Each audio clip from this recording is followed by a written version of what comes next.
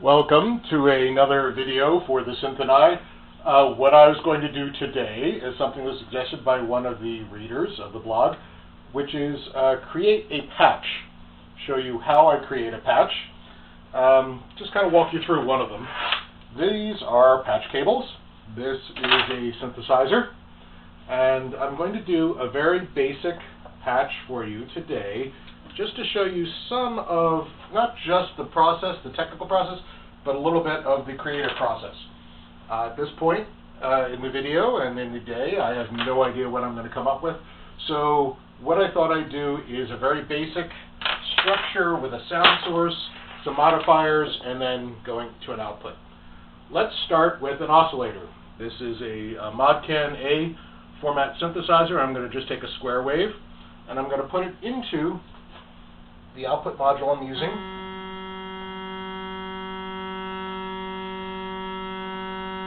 That is going into a bass guitar amp right now, so it may or may not sound pretty good. We'll see. And to show you how that works manually, here's our pitch up and down. We have our different waveforms: sine, triangle, and pulse. I always like square waves to start with. And I always like lower end things, I guess because I'm a bass. Baritone. There we go. Alright, so we are going from an oscillator directly to an output. Let's make something a little more interesting. Let's gate that into an envelope. In order to do that, I'm going to use one of my VCAs, and I'm going to make an envelope actually trigger that. So the audio output of the square wave is now going into a voltage controlled amplifier. That amplifier is then going into the input. This is the manual volume. Same thing as we had before, except I've now made a patch. The cool thing about this is, of course, if I turn it down, I can modulate the sound with something else, like, for example, an envelope. Where is my envelope? Let's try this one. This is a dual AR envelope that I made from Music from Outer Space. It's actually one of my own builds. And we need a gate, so I'm going to actually just go from a little LFO with a pulse wave gate in.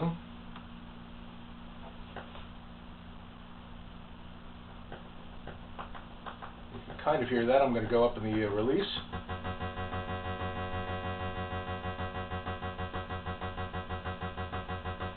So it's basically an attack release right now. And there's our first patch. Oscillator to VCA, LFO to envelope, and the envelope is modulating the VCA. If I turn the VCA all the way up again, it's on. Here's our pitch again.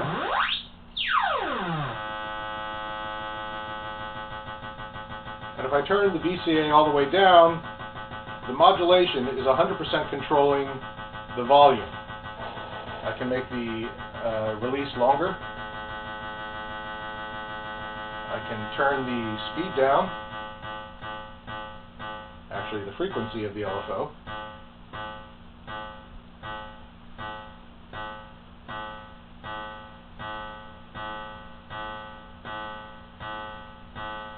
So that's something I might typically do. Now, I'm going to cascade something on there. I'm going to do the same gate. That's the great thing about banana cables. And I'm going to do what I normally do, which is start to go into a mixer. So I'm going to take the output of the mixer and put that in, and now I'm going to start to add sound sources and stack them up. So our output is going to go into channel 1 of the input mixer.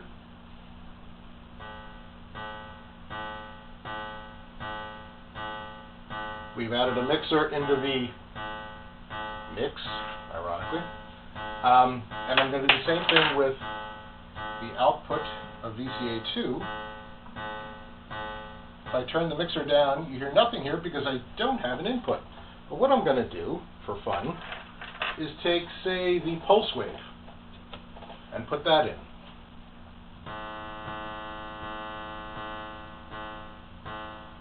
Now we have the pulse wave going into channel 2, the square wave going into channel 1.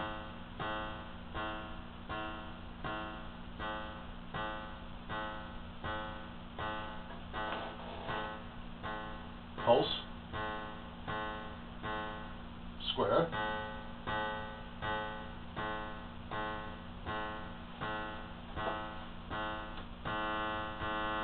I'm going to change the dual AR to AD, in other words, attack delay. You can hear it last longer.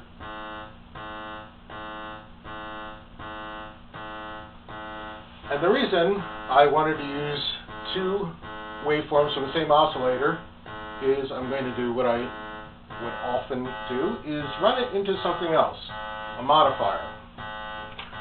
In this case, we're going to try a filter. Let's use this MS-20-ish filter. This is an MS-20 VCF design from Mega Ohm in Mod 10A format, another custom design. Mega Ohm does fantastic work. Fantastic work.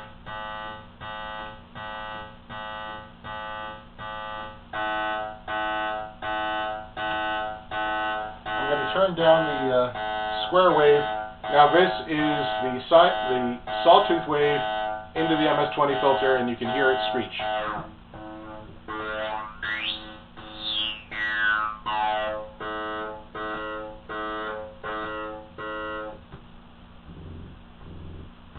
There's some serious resonance going on there.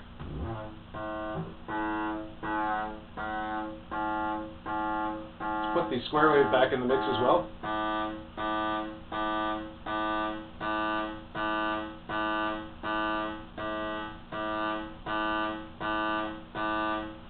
Now let's add a few modifiers. This is going to be very, very basic.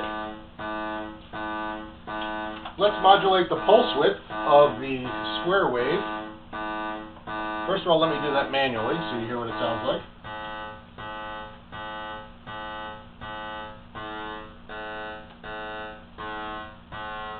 That's just the oscillator square wave being manually moved back and forth. And what I'm going to do is take the LFO. I'm going to go to a triangle LFO.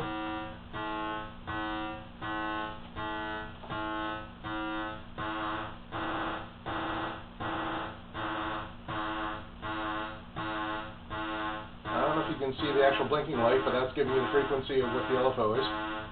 Again, this is without anything. Just a square wave.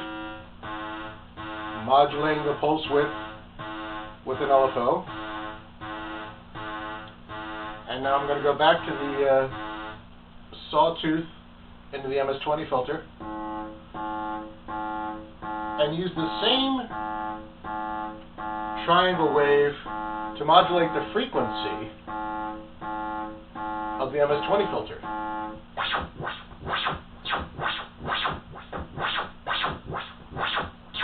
Kind of crazy, huh? I had it all the way to the negative. This is a cool part of the Mega Ohm design on this. Let's make that a little more voluminous.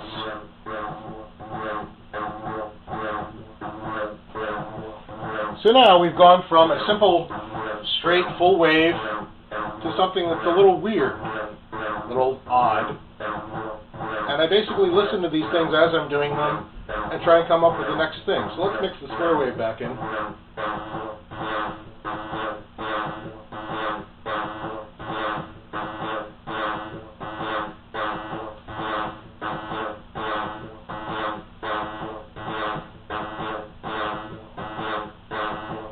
Now here's one more thing we'll do just to get this started.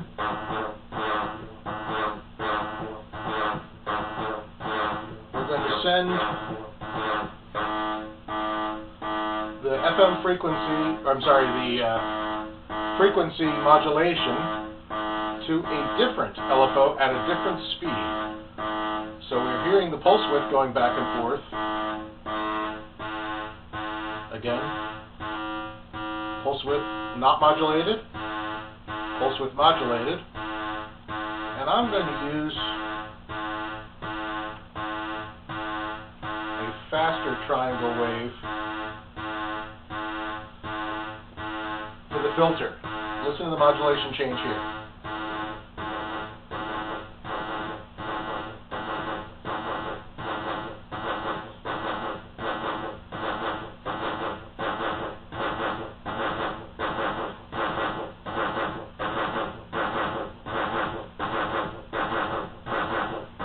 Now that might actually be a sound that I would use, say, at the beginning of a piece, something to catch your attention. You don't really know what's going on. Live, I would mix it something along the lines of this. And I might change the release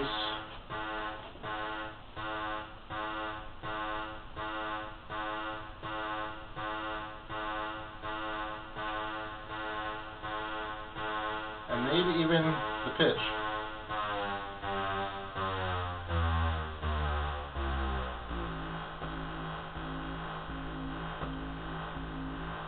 That sounds somewhat synthy and ballsy.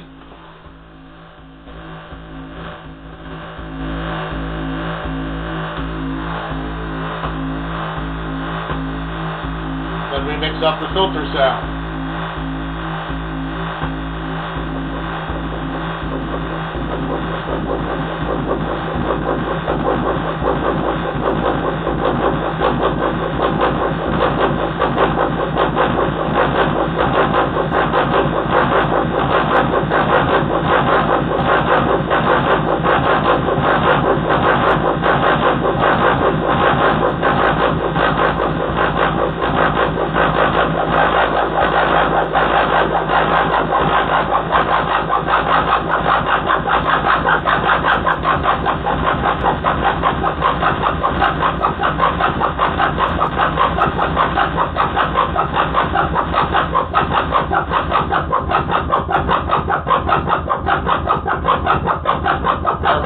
Ladies and gentlemen, more to come. I hope you enjoy. Thank you.